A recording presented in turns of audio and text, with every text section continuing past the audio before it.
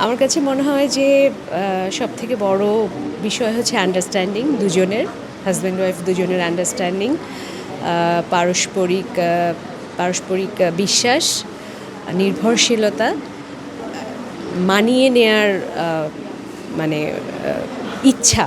আমি আমি ক্ষমতা বলবো না, মানে ইচ্ছাটা বলবো। আসলে দুটো মানুষ একেবারেই মানে সম্পূর্ণ আলাদা পরিবার থেকে দুটো মানুষ আলাদাভাবে আলাদা জায়গা থেকে একত্রিত হয়। যদি পছন্দের বিয়ে হয় আগে থেকে, মানে জানাশোনা, তাহলে হয়তো কিছুটা জানার সুযোগ থাকে একে অপরকে। কিন্তু অনেক ক্ষেত্রে হয় যে সেটা হয় না, একেবারে অ্যারেঞ্জড ম্যারেজ হয়।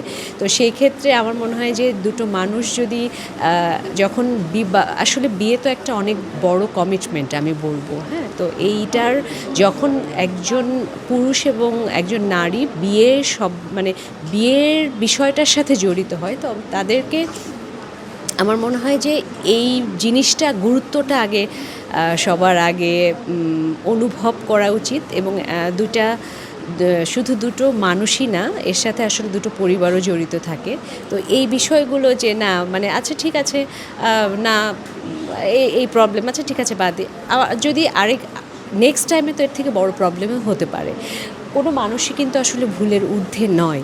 তো আমার কাছে মনে হয় যে যদি কারো ভুল কিছুটা থেকে থাকে, উভয়েরই উচিত তাকে বোঝানোর বা সংশোধন করার।